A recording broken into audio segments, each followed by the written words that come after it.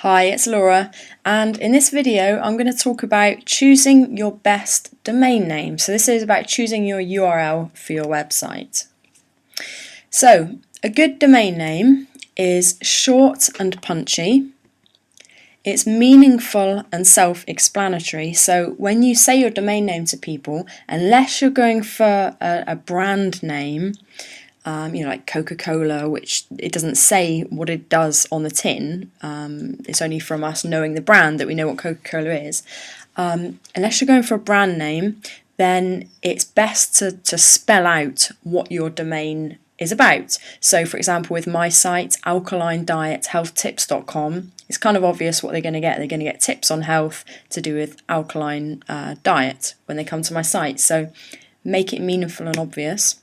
It should clearly reflect your topic, and it should be easy to pronounce, spell, and remember, okay? Because think about it, you go out at networking events, you're talking on video, it needs to be able to be easily pronounced, easily remembered when you're not directing someone to your site via a link or via a business card. If you're just telling somebody, they need to be able to remember it. It needs to be solid and not gimmicky. And now this is an important one, and a lot of people skim over this when they're teaching internet marketing, but this is actually important even nowadays, even with Google changes with Google Panda and whatever else. It's still important to have a keyword rich domain name which is search engine friendly. So your main keyword, your main site concept keyword, if possible, needs to be in your domain. So again, looking at my example, alkaline diet health tips, my main site concept keyword is alkaline diet. So most certainly it has helped me with ranking, with search engine optimization of my website by having that in the URL. And also, if people are typing in alkaline diet and alkaline diet is in my URL and my site comes up, it's good for visitors as well, okay? It's congruent and it shows relevancy. It's best to register a .com. .com is always best, so if you can get the .com, go and get that, or a .org or a .net. Steer clear of .infos, typically used by affiliate marketers and not given much credence these days in Google. You'll rank better for a .com, .org or .net. Unless there's a particular reason for you to be location specific or country specific, then I would steer clear of like co.uk or co.nz or any other country specific site. Go with the .com if you can.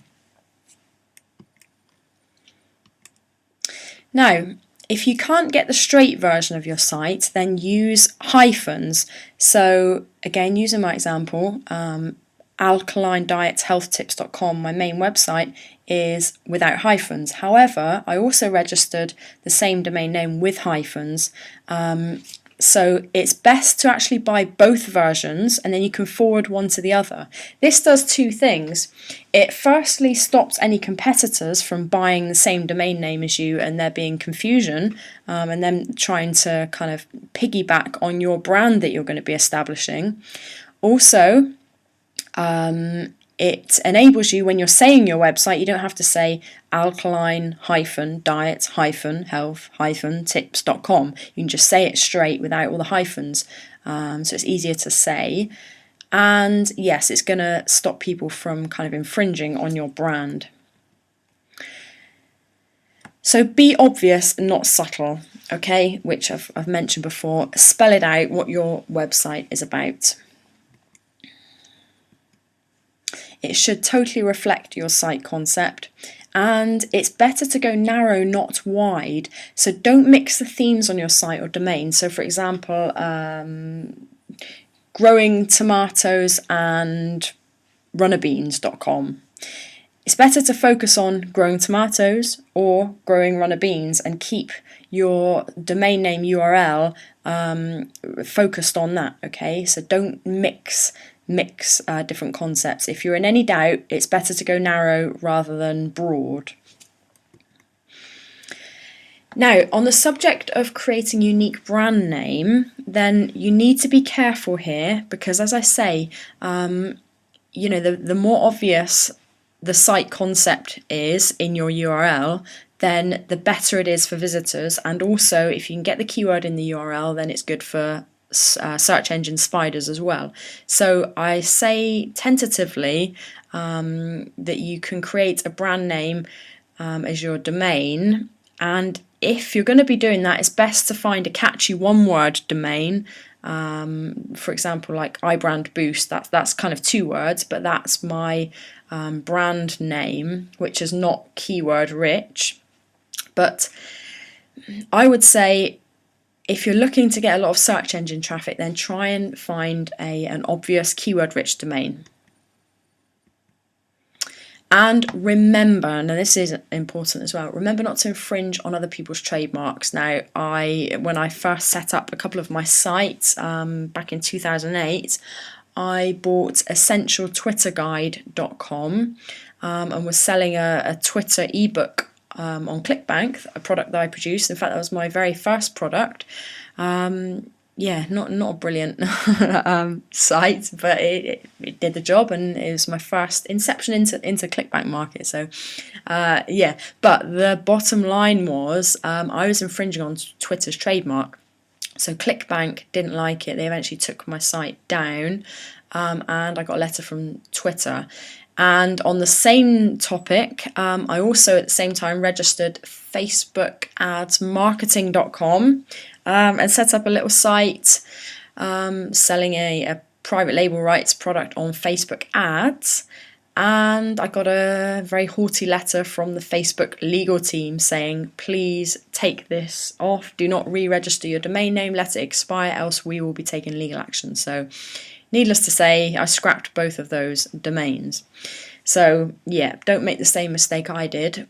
Don't infringe on trademarks in the beginning, okay? And if someone has your desiredname.com, so if you're thinking about, growing bigredtomatoes.com and somebody's got that, then I would say, seriously reconsider going with growingbigredtomatoes.org or whatever, or with hyphens, because it's just going to cause confusion. And if you're building a brand, you don't want to be infringing on someone else's brand, because you never know, they may have that brand name registered as a trademark or whatever. So I would say steer clear of that. Try and think of another name.